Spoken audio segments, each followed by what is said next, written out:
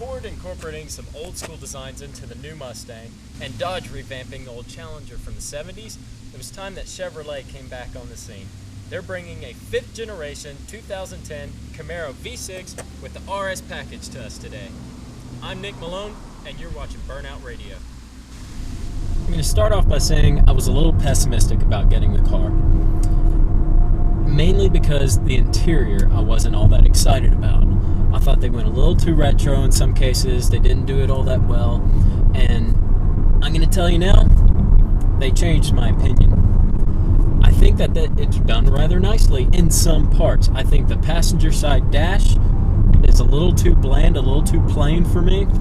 However, the driver's side is very well done. The gauges, I was scared that they were going to protrude a little too much. However, they sit rather nicely into the dash. Not only that, but the little gauges down here that tell you your volts, your oil pressure, your transmission temp, and your oil temperature, I thought was also a little retro, and I thought it's going to be useless.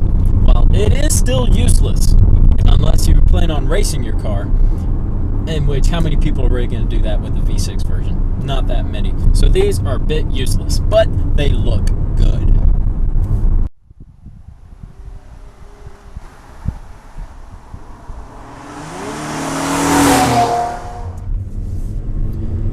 Let's talk comfort. First time I got in the car, I was amazed.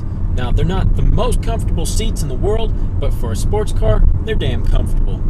They not only look nice, but you can sit in it for good long trips or even short ones and feel really well.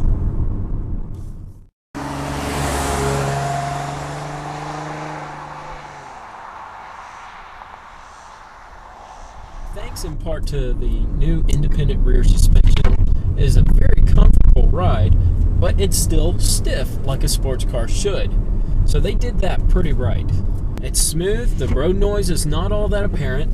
If you want to just go out around town, you're not going to get beaten to death. Now let's talk a little bit about the performance. We've got a 3.6 liter V6 that'll do 0 to 60 in about 6 seconds.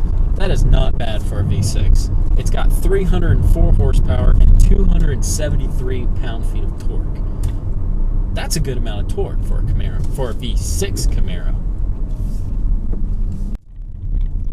In the model we're testing today, we got the automatic transmission. Thankfully, though, it's got a manual mode. And not only that, thank you F1, we've got paddle shifters. So if we want to have a little bit of extra fun and some sport-like feel, we just put in M, make sure it's in 1, and then we can do some take-on. Along with the awesome paddle shifters, you got a lot of other cool gadgets within the car, and you should for a car that's in the $30,000 range. We've got Bluetooth, we've got voice commands, we've got gauges in the center console that tell you all sorts of stuff that you don't really need to know. Also, we've got controls on the steering wheel. However, I don't like them. I think they sit at an angle and they sit a little too low that is comfortable to work with. Now, of course you could get used to it, but why? It should just naturally, automatically feel comfortable as soon as you get into the car. But if you want to take all that off your mind, your stress over the steering wheel, just open up the sunroof, which you can't see in the camera right now.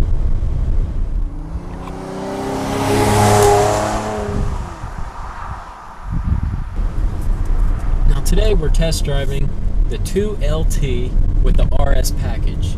That's the V6 model. It's the top of the line V6 model. And in my opinion, you should get nothing less than that model. than that trim base.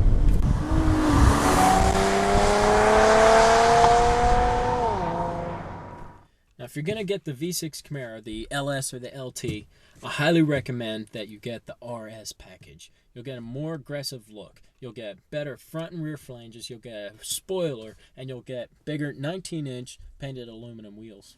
With all that being said, it's got a powerful motor, a quick transmission, and a comfortable ride. But is that enough to constitute a near $32,000 price tag?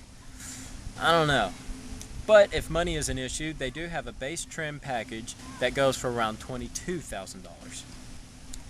With that aside, I gotta say it is a very sleek, sexy car. This is the 2010 Chevy Camaro RS, the V6.